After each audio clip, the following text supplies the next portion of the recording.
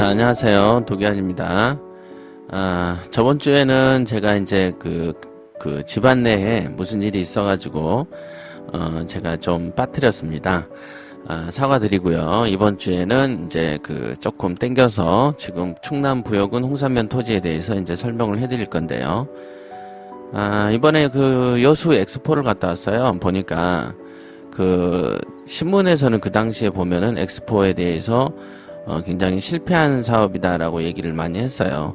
원래 엑스포나 올림픽이나 아시안게임이나 전부 다 항상 적자를 불러옵니다. 아마 평창 동계올림픽도 수지 타산은 반드시 적자일 거고요. 그것을 보고 부동산을 투자한 사람들도 분명히 많은 분들이 이제 투자에 실패를 할 겁니다. 그런데 이제 저는 이제 여수에서 태어났는데요. 여수 제가 이제 살던 곳도 한번 이렇게 차로 둘러보고, 가보니까, 완전히 뭐라고 해야 되나요? 외국의 휴양지 같은 개념? 물론 이제 기존 취락지구에는 그런 모습이 없습니다만은, 돈을 들여서 투자를 해놓는 부분은 보면은 정말로 가볼만 하더군요.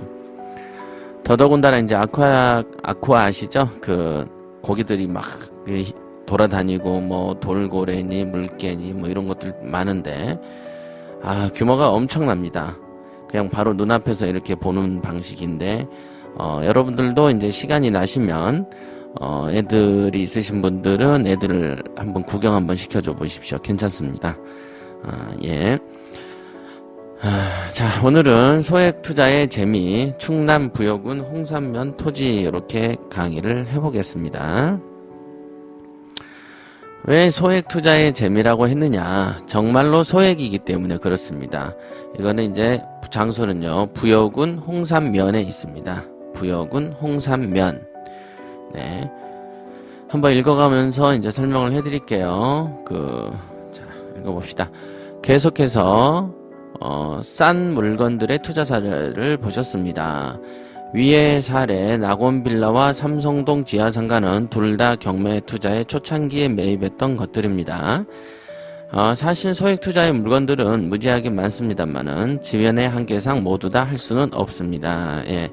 그 당시에 이제 이 책을 쓸 당시에 어떤 물건들을 책으로 쓸 것인가 요거를 이제 잠시 고민을 했었던 것 같아요. 그때 뭐 무작정 막 그냥 백화사전처럼 쓸 수는 없잖아요. 그쵸? 그 중에 교육 효과도 있고 책에 써서 어느 정도 이렇게 구색이 좀 맞겠구나 라는 물건들을 이제 추린 거죠. 그래서 이제 파트를 소액 투자하는 방식으로 파트에 이 홍산면 토지를 집어넣은 겁니다. 물론 이제 교육 효과도 좋다. 부자 마인드를 설명하기에 참 좋은 물건이죠, 이 물건은. 그래서 부여군 홍산면 남촌리 108평 나대지 이렇게 되어 있습니다. 108평이었습니다. 나대지였고요. 자, 여기에는 보면은 유행 따라 가벼운 마음으로 매입했다 이렇게 제가 써놨네요. 유행 따라 가벼운 마음으로 매입을 한 나대지 이렇게 되어 있습니다. 자, 올려볼게요. 자, 당시 행정수도 이전에 대한 높은 기대감으로 많은 사람들이 충청도 토지를 매입하던 시절입니다. 특히 공주, 청양 등의 토지는 밭고랑도 산다고 했었던 시절이었습니다.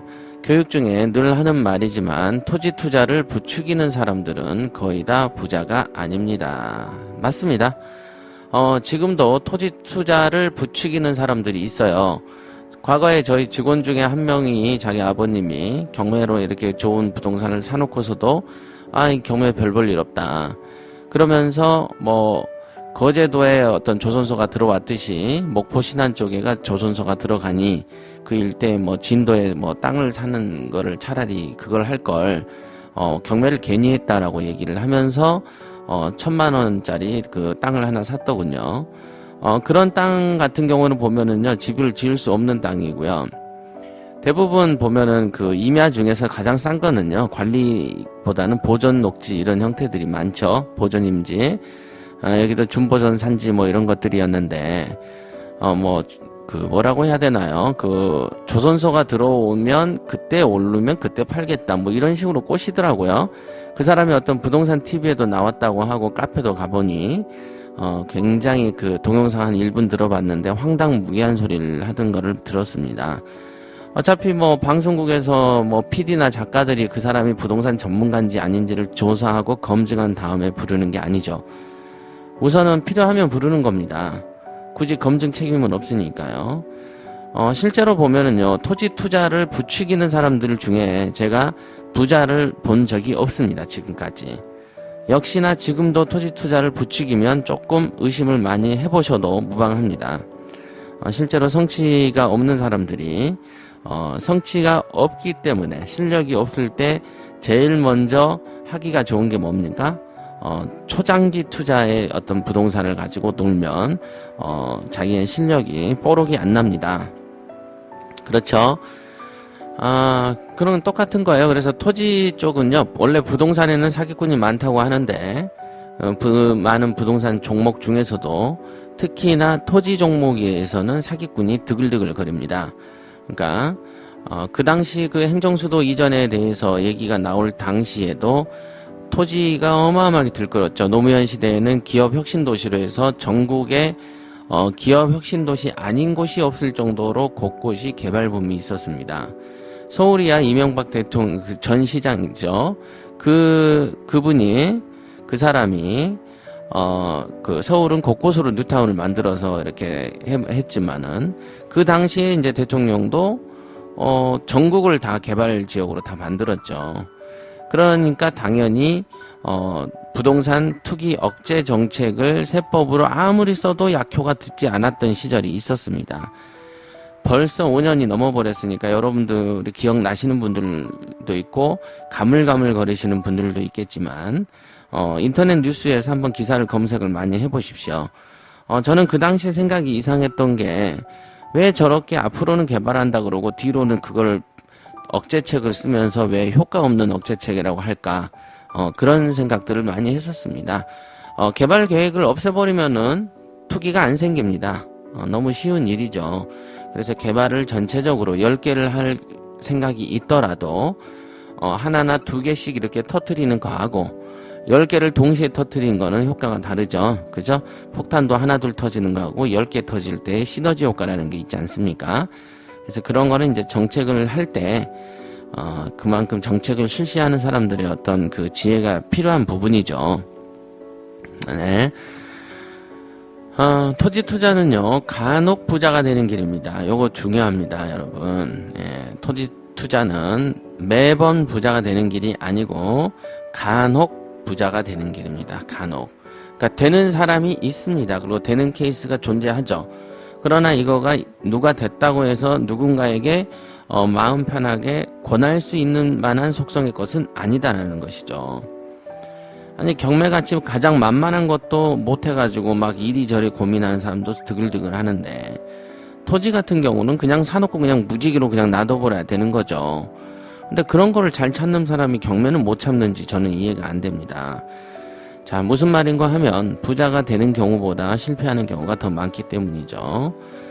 이 말에 공감하는 분들이 많을 겁니다. 맞습니다. 토지 쪽은 투자를 실패하는 분들이 은근히 많습니다. 우리가 부동산은 그래도 다른 어떤 투자처보다도 괜찮다라고 이렇게 얘기가 되어지지만 실제로 토지에 이르면요 실패하는 사례가 되게 많습니다. 예. 행정수도를 보고 당시에 투자했던 사람들은 지금 재미를 봤을까요? 이렇게 제가 이제 물어봤습니다. 요건 또 옛날이죠. 이 책을 쓴 시점도 벌써 지금보다 수년 전 얘기입니다. 그죠? 그 당시에 행정수도는요, 공주 연기 쪽으로 잠정적으로 그 장소가 잡혔었고요. 그 당시 행정수도가 2020년인가 2022년까지인가 이렇게 행정수도를 완료한다라는 거였습니다. 그래서 그 시점을 보고 산 사람도 있었고 사놓고 중간중간마다 이렇게 팔아치우려고 매입한 사람들도 많았었습니다. 그 당시에 제가 지하에 처음 그 사업을 시작했을 당시에였거든요. 그때부터 막 부동산 얘기 나왔어요. 행정수도 얘기. 노무현 정부가 아마 2003년인가 출범을 했을 건데요. 그때 제가 채용했던 중개사가 하나 있는데, 공매로 그 지분 투자, 공매가 나왔는데 그거를 사더군요. 과수원을. 그래가지고 그걸 누구에게 팔려고 엄청나게 노력하던 거를 제가 봤어요. 저한테 권리 분석을 해달라고 해서 제가 해줬거든요. 그랬던 적이 있습니다. 그런데 지금 이 투자는 어찌됐든 실패한 케이스가 된 거죠. 그죠? 공주 연기는 그 당시에는 이제 얘기가 나왔습니다만은, 바로 그 한 몇 년 안에 바로 공주 연기 이런 게 이제 그 행정수도가 좌절됐지 않습니까? 그죠?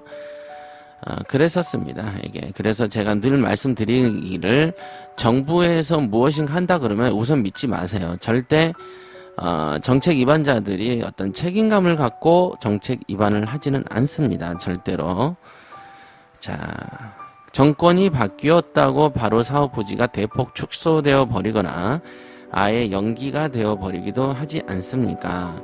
그러면 초창기 투자를 한 사람들은 뭐가 될까요? 이렇게 써놨습니다. 자, 현실도 그렇습니다. 행정수도가 최초로 언급되던 시절과 현재 모습을 비교해 보십시오. 이렇게 됐고요. 행정수도는 정권이 바뀔수록 시간이 흐를수록 말도 많고 탈도 많아서 투자를 했던 사람들이 많은 피해를 봤을 겁니다. 이렇게 됐습니다. 이게 바로 토지 투자의 문제점이죠. 시간이 오래 걸린다는 말은 뭐냐면 그 사이에 수많은 변수가 존재한다는 얘기죠. 그래서 그 수많은 변수들이 토지 투자를 했을 당시에 투자의 결정 요소로 작용하는 장밋빛 청사진과 다른 경우들이 생길 수 있다. 그런 경우에는 어떻게 되겠습니까?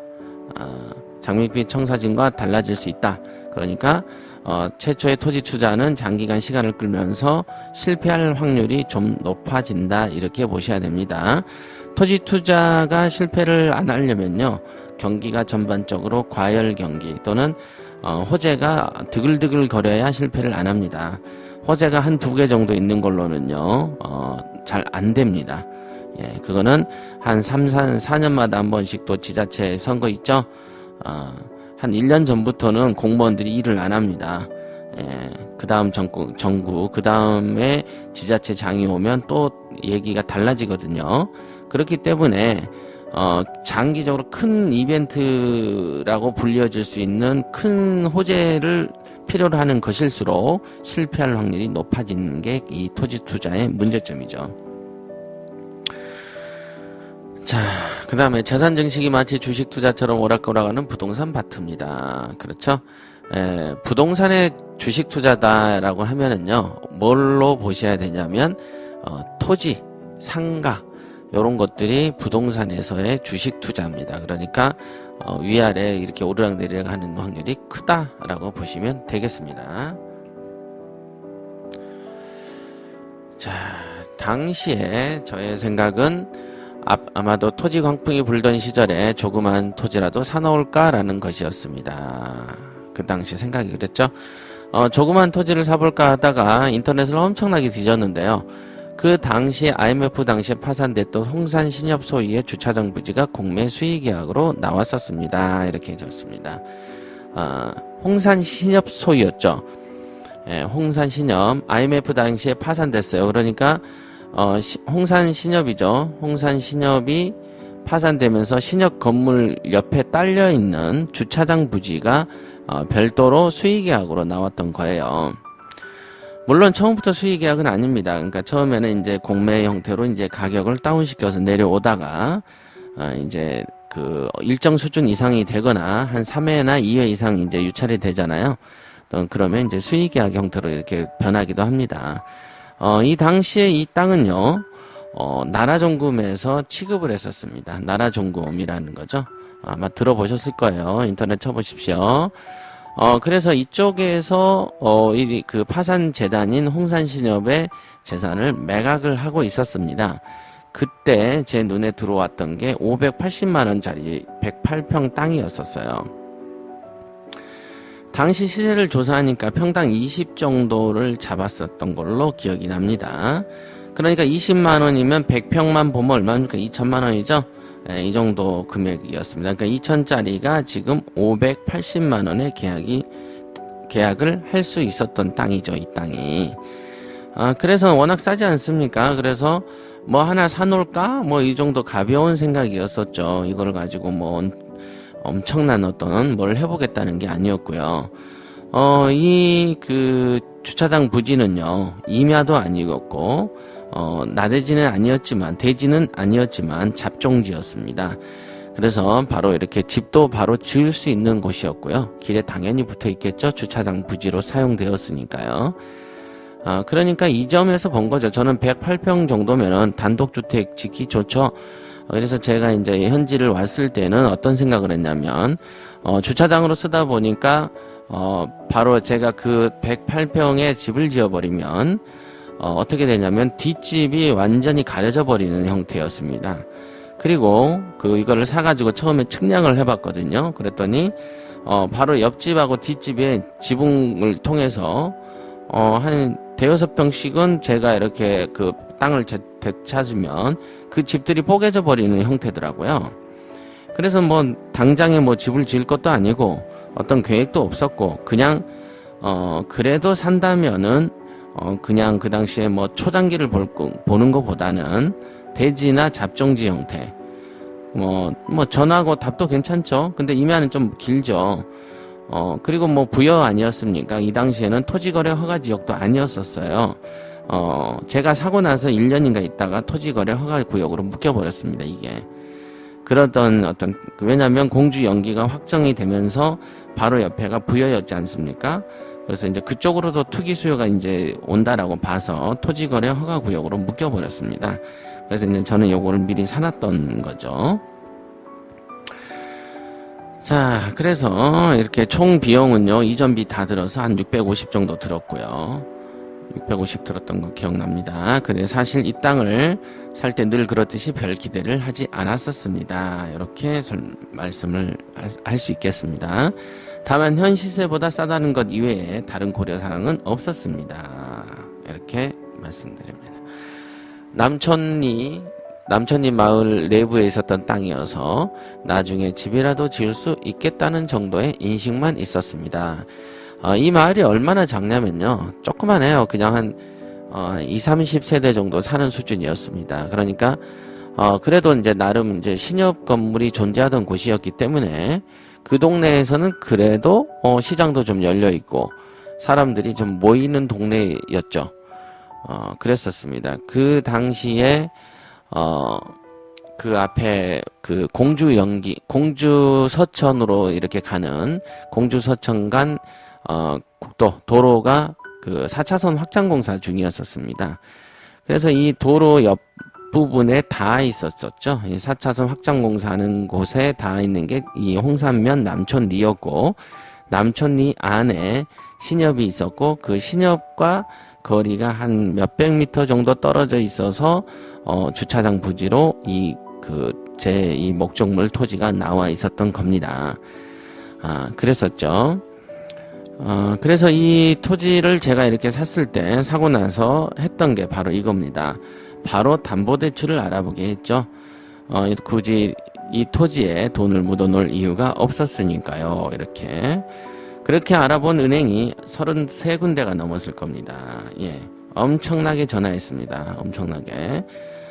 대다수 초보자들은 겨우 자기 집 앞에 은행을 두세 곳만 알아다니고 어렵다 안 된다고 합니다만은 저의 경우에는 그 일대를 다 뒤집니다. 반드시 다 뒤지는 거 다 이렇게 하셔야 됩니다. 그런데 이제 두 군데에서 대출이 가능하다고 했는데 한 군데에서 500, 한 군데에서 550 준다고 했었어요. 원래는 이랬습니다. 책에는 안 썼지만은 한 군데에서는 530만 원 준다고 했었습니다. 530만 원.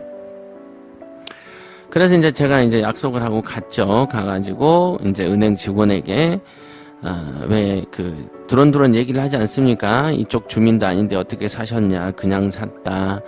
뭐 530 주느니 20만 원 더 보태서 550 주세요. 뭐 20 가지고 그러십니까?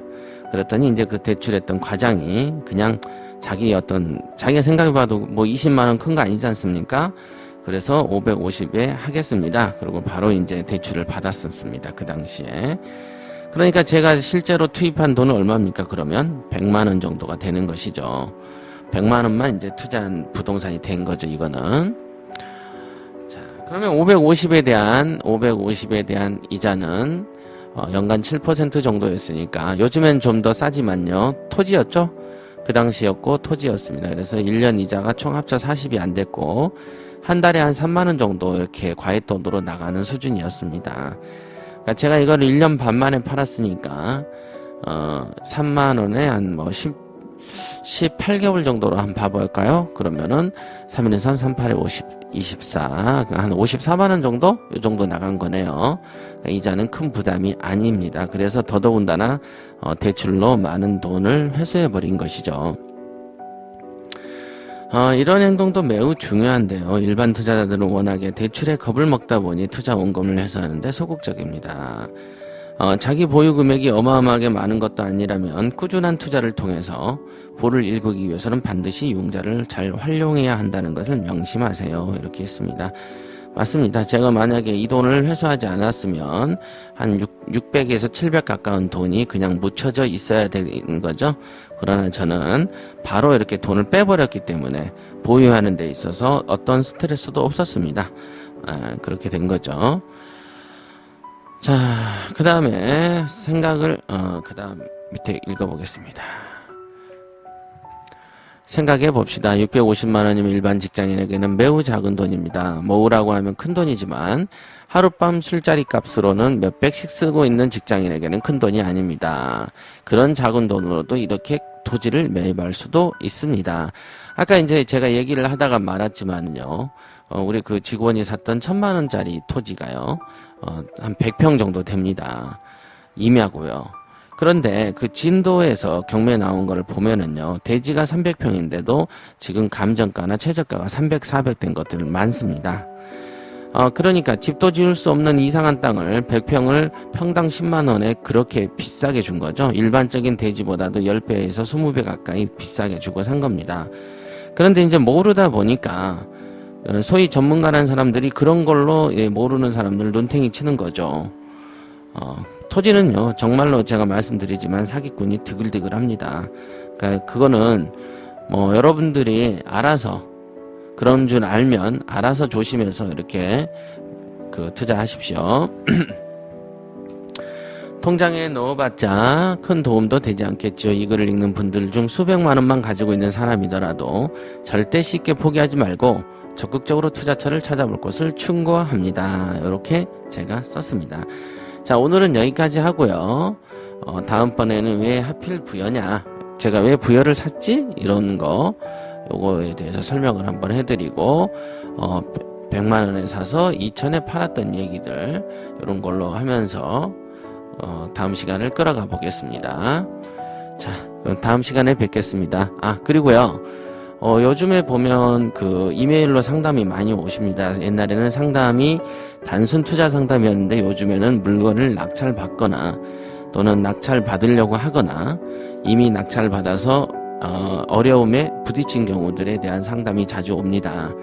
그래서 이제 제가 이제 요즘 방송이 좀 드문해서 그냥 이메일로만 상담을 해드렸는데요. 그런 주제여도 뭐 권리 분석 상담은 제가 안 받는다고 그랬지 않습니까? 그거 하잖아요. 그럼 제가 여러분의 종이 돼 버립니다. 그냥 정말로 어려운 상담들, 갈등이 되는 부분들은 다른 분들하고 이렇게 나눌 수 있게끔 편하게 이렇게 그 이메일을 보내주세요. 이메일은 도기안 한메일넷이죠. DOKIAN입니다. 도기안. 글로 보내주시면 제가 답변을 해드리겠습니다. 자, 다음 시간에 뵙겠습니다.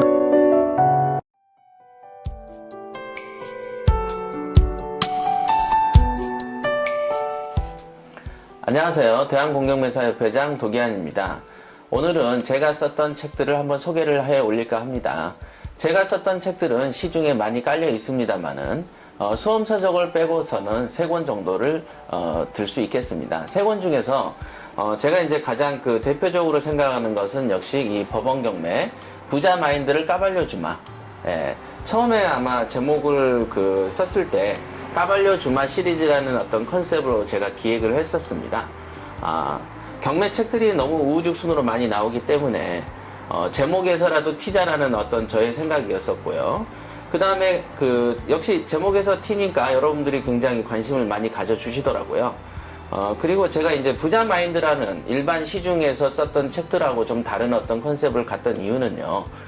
경매를 통해서 제가 재산을 일구는 과정에서 살펴보니까 역시 그 마인드를 바꾸지 않고서는 돈을 벌지 못하더라는 것을 제가 알게 됐었습니다. 그래서 이제 마인드를 어떻게 가져야 될지, 어떤 마인드가 경매에서 실전적으로 투입되는지 그런 것들을 전하고 싶었었습니다. 이거는 아마도 제가 장담컨대요. 앞으로 5년이 흘러도 10년이 흘러도 이 책이 기본서가 될 것임을 제가 확신합니다. 그 다음에 이 책을 썼을 때 제가 이제 한 달 사이로 기획을 해서 썼던 책이 있습니다. 그것은 똑똑똑이죠. 예, 경매를 배우러 왔습니다. 똑똑똑. 제목도 전부 다 제가 정했습니다. 이렇게 여기 보면 사이즈가 좀 작습니다. 작고 가볍죠. 그래서 이거를 이제 지하철 같은 데서 이제 들고 다니면서 읽을 수 있게끔 해야 되겠다라는 컨셉이었고요. 이거는 이제 주로 보면은 경매 초보자의 어떤 질문들을 해소할 수 있게끔 초보자하고 알부자 간의 서로의 어떤 대화체 형태로 구현을 했었습니다. 이 똑똑똑은요, 여러분들이 쉽게 생각하지 말아줬으면 하는 바람이 있습니다. 이 똑똑똑 내용에는요, 경매 컨설턴트는 물론 경매 투자의 초보자들까지도 꼭 알아두셔야 될 내용들이고요. 제가 이 책을 쓸 때는 단어 선택이라든지 문맥의 흐름, 어떤 뉘앙스까지도 고려해서 썼었습니다. 그러니까 물론 우리 그 위켄 TV에서 경매를 배우러 왔습니다. 똑똑똑도 제가 한 장 한 장 읽어가면서 해설을 해드릴 겁니다. 그 과정을 통해서 여러분들이 더 많은 내용, 제가 숨겨놨던 더 많은 경매의 지식을 찾아보시기 바랍니다. 그 다음에 이제 마지막에 소개해드릴 책은 단숨에 부자가 된 경매 성공 비법을 까발려 주마입니다. 이것은 제가 성공 투자를 했었던 많은 것들 중에서 한 30% 정도만 공개한 책입니다. 일반적으로 그냥 경매로 내가 얼마를 투자해서 얼마를 벌었다는 단순한 방식에 소개하는 책이 아닙니다. 이 책은 한 건 한 건 투자하는 과정 속에서 생겼던 어떻게 물건을 제가 검색했고 어떤 생각을 가지고 입찰을 했고 어떤 생각을 가지고 그 물건의 하자를 극복해 나갔는지 또는 명도할 때 어떤 에피소드가 있었는지 그렇다면 여러분들은 이 사례를 통해서 어떤 점을 배울 수 있는 것인지 포인트를 그쪽에 맞춰서 제가 썼던 책입니다. 그러니까 이 세 가지 책 전부 다 일회성으로 읽고 버려질 책은 아니라는 것을 제가 확신합니다. 우선 지금 세 가지를 제가 설명해 드렸고요. 한번 여러분들이 관심 있게 읽어 보십시오. 그 다음에 협회에서 주문을 하실 때는 저희가 좀 더 싸게 할인을 해 드리겠습니다. 많은 관심 바랍니다.